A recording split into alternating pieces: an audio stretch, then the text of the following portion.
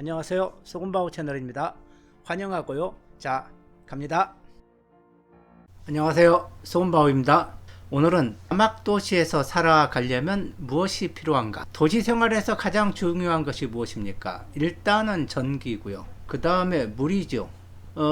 여기는 몹시 추운 곳이니까 난방에 특히 신경을 써야 되겠네요. 그래서 요 세 가지를 중점적으로 말씀드리고 도시 생활에서의 있는 거 조금 말씀드리겠습니다. 울란바토르에 가면은 그 처음부터 눈에 보이는 것이 거대한 굴뚝과 원자로 냉각탑 같은 것이 보입니다. 저것이 뭔가 궁금했었거든요. 그런데 그것은 원자로가 아니고 뭐냐면요, 열을 생산하는 공장입니다. 거기에서 온수를 생산해 갖고 울란바토르 시내 곳곳에 이런 거대한 파이프라인이 건설되어 있어요. 저는 그 울란바토르를 처음 방문했을 때 무슨 송유관이 이렇게 많이 지나가는가 했더니 이것이 도시난방, 지역난방입니다. 이러한 시설이 울란바토르만 있는 것이 아니고 지방 도시에도 다 이런 게 설치가 되어 있습니다. 생산대에도 저러한 거대한 공장이 그 언덕 위에 딱 자리 잡고 있습니다. 생산대의 그 각 가정, 사무실 모든 곳에 이 배관이 설치되어서 열을 공급하고 있습니다. 그러니까 난방 하나는 걱정하지 않고 살 수 있는 것이 요 초원의 도시, 사막의 도시입니다. 그런데 요게요, 1년 내내 열을 공급하는 것이 아니고 추울 때만, 그러니까 9월부터 그 다음에 3월까지만 공급합니다. 그러면 4월이 되면요, 난방이 딱 끊어집니다. 딱 끊어지고 이 땅을 깊이 파가지고 저 깊이가 한 2m도 더 됩니다. 이게 다 얼으니까 저렇게 깊이 파는 것 같아요. 저 2m도 더 되게 깊이 파가지고 요 난방 배관을 보수하는 그 작업들을 합니다. 그리고 그때는 당연히 저렇게 열이, 그러니까 생산을 안 하고 있습니다. 공장의 굴뚝에 연기가 나오지 않고 있습니다.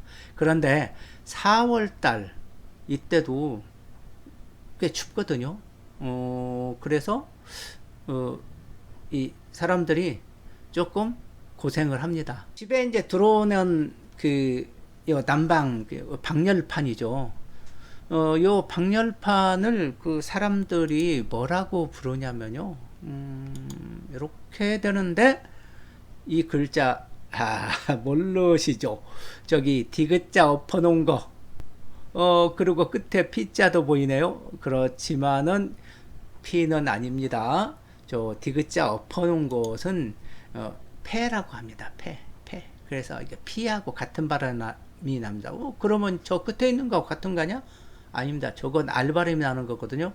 그런데 한 번에 한 글자씩이니까 오늘은 폐만 말씀드리겠습니다. 그러니까 알, 그러면 파르가 되겠습니다. 파르는 러시아 말로 증기, 그러니까 뜨거운 수증기를 파르라고 합니다. 그래서 몽골 전체에서는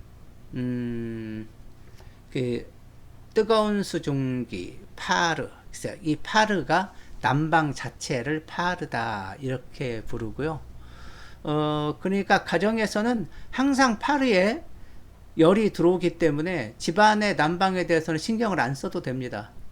이 바깥에서 추운 곳에서 딱 들어오면은 방문만 열면은 그냥 후끈후끈합니다. 물론 이 파르에 그 양 조절하는 그 밸브가 있기는 한데 간편하게 온도를 조절할 수 있도록 되지 않았어요. 그래서 이 몽골 사람들은 다 그냥 최대한도로 열어놓고 그냥 삽니다. 집을 나가도 그냥 그대로 그냥 열어놓고, 그리고 사람 있을 때도 열어놓고, 그러니까 한겨울에 이게 파르에 열이 많이 나오니까, 굉장히 이거 후끈후끈하니까 그 반팔에 팬티 바람으로 살아요. 그러면서 너무 더우면은 창문 열어놓습니다. 야, 이런 조금 낭비가 되죠. 낭비가 되고. 그리고 이제 생활 온수. 온수는 울란바토르는 같이 공급을 합니다. 파르로 같이 공급을 하는데 생산대에서는 같이 공급하는 곳도 있고 안 하는 곳도 있는데 같이 공급하는 곳에서도 그 온수가 잘 안 나온다고 그래요. 그래서 순간 온수기를 그 화장실에다가 설치해 놓고 쓰고 있습니다. 그리고 전기가 이제 공급이 되는데요. 이 변전소가 시외곽에 있어요. 여기서 이제 문제가 뭐냐면은 취사도 전기근로로 하고 있습니다. 그러니까 대부분이 하이라이트 전기 렌지를 쓰거든요. 하이라이트 전기 렌지가 중국제가 굉장히 쌉니다. 한 몇만 원이면 사거든요. 그런 성능이 그런대로 괜찮습니다. 그래서 이제 전기 렌지로만 해가지고, 그리고 몽골 사람들은 밥을 안 해 먹지만은, 전기 밥통을, 가게에서 이제 살 수가 있습니다. 그렇게 해서 쓰는데, 문제는 뭐냐면은 사막에 그 바람이 많잖아요. 그러면은 전기 선로가 하나가 끊어집니다. 그러면 도시 전체가 전기가 안 들어와요. 또, 이런 수도 있어요. 어느 건물의 전기를 고쳐야 돼요. 그러면 정전을 시켜야 되잖아요. 우리나라 같으면은 이게 다른데 정전 안 시키고 그 한 곳만 전기 끊어놓고 이렇게 할 수 있는 기술을 가지고 있는데 여기 사람들은 그냥 도시 전체를 다운시킵니다. 대략 한 일주일에 한 번 정도는 정전이 되는 것 같아요. 아침에 내가 아침밥 할 때 전기가 안 들어옵니다. 그러면 난감하죠. 저녁 시간에 저녁밥 할 때 또 안 들어오고 그러면 또 난감합니다. 그래서 할 수 없습니다. 그래서 휴대용 그 가스 렌지 있죠? 브루스타. 그러고 가스. 요것을 이제 비상용으로 비축을 해놓고 이걸 씁니다. 그리고 전기요금을 내는 곳은 이 은행에서 하거든요. 은행을 영어로 뱅크라고 하죠. B-A-N-K. 몽골 사람들은 방크라고 부릅니다. A를 R라고 하는데 그 사람들은 A 발음을 그냥 R로만 발음합니다. 그러니까 A가 애도 되고 아도 되고 경우에 따라 달라지잖아요. 알파벳에서는. 그렇지만 이 사람들은 한 가지로만 하거든요. 그래서 방크라고 부릅니다. 요게 그 몽골의 가장 큰 은행인 한방크인데요. 우리가 이제 칸방크로 알려져 있는 곳입니다. 그런데 몽골 사람들한테 칸방크 그러면은 뭔지 모릅니다. 그래서 한방크 그러면 합니다. 이 한방크가 처음에 시작은 그 우리나라의 농협 같은 그런 은행으로 출발했다고 하는데요. 몽골에서 가장 규모가 큰 시중은행입니다. 한국 사람들이 많이 이용하는 걸럼트 방크가 있습니다. 그런데 정기요금 취급하는 곳은 투린방크라고 있거든요. 공공은행입니다. 투린이 공공이거든요. 공무원 이런 것을 이렇게 공무원 투린이라고 합니다. 여기에서 한 달에 한 번씩 그 전기요금과 수도요금 그리고 난방 그 물요금 요것을 여기다가 냅니다. 내는 방법은요. 집 주소를 종이에다 크게 써가지고 거기 가지고 가서 은행 직원한테 전기하고 그 요금 내려왔다고. 그러니까 간단합니다. 전기를 차스거든요. 물은 오스입니다. 차스 오스 그러면 알아서 더 합니다. 그러면 행원이 이제 그 컴퓨터로 검색해서 거기서 고지서도 출력해가지고 사인 받고 그래서 돈 내고 그렇게 다 합니다. 요금 관리는 인터넷을 통해서 하고 있는 거가 되겠죠. 데이터베이스를 통해서. 그래서 다른 도시에서도 내 집에 그 요금을 낼 수가 있어요. 그러니까 생산도의 집에 그 전기요금과 이 물요금을 울란바토르에서도 낼 수가 있습니다. 전기요금이 궁금하시죠? 얼마 정도 나오냐 하면은 저 밑에 21,684 이렇게 써 있죠. 요게 한 달 전기요금입니다. 한 10,000원 정도 됩니다. 이게 몽골 단위는 투그릭이라고 하는데 2대1로 생각하면 됩니다. 그리고 물요금에는 그 상하수도하고 복잡하게 막 써 있죠. 상하수도하고 그 할롱호수라고 해가지고 그 난방물까지 다 같이 받습니다. 그게 이제 저 밑에 보면은 굵은 글자로 43,050, 그러니까 2만 원 정도 되겠네요. 그러면 두 개 합쳐서 3만 원 정도. 한 달에 그 아파트에 살면서 뭐 에너지 요금하고 물요금 합쳐서 3만 원 정도 낸다면 괜찮지 않습니까? 예, 몽골 수돗물이 신뢰하기가 어렵습니다. 왜 그러냐면요, 몽골 수돗물은 지하수를 씁니다. 대륙의 이 지하수에는 뭐가 많냐면요, 석회를 비롯한 금속 성분이 많이 녹아 있습니다. 물 속에 있는 석회 성분은 정수 작용으로 해서 거의 걸러지지 못합니다. 이 물에 있는 석회를 걸러내려면요, 그 역산프 방식을 해야 되거든요. 그러니까 리버스 멤브레인 필터 아니면은 석회가 걸러지지 않습니다. 그러니까 그냥 그 지하수를 거의 정류하지 않고 그냥 공급을 하거든요. 그래서 물이 뭐 더럽다는 것은 아니고 깨끗합니다. 그런데 그 금속 성분이 우리가 먹으면은 조금 곤란합니다. 신장에 무리가 올 수 있다고 그 의사 선생님이 그러더라고요. 그 석회 성분이 또 하나 그 탄산이 들어있기 때문에 이빨이 쉽게 망가진다고 합니다. 생수를 사서 먹어야 되잖아요. 생수가 상당히 여러 종류가 많이 나옵니다. 우리나라는 이렇게 5리터짜리 생수는 못 보셨죠? 2리터 들어간 큰 병 거의 다 그거 쓰고, 그리고 가정에 이제 20리터짜리 배달되는 거 이거 쓰고 그렇거든요. 근데 몽골은 5리터짜리도 있습니다. 그러니까 그 몽골 사람들도 물을 많이 사다 쓰니까 그렇게 되겠죠. 대략 그 요금은 상당히 쌉니다. 값은 요 큰 거, 그 배달되는 것은 3,000 투그릭이니까 뭐 1,000원 좀 넘고요.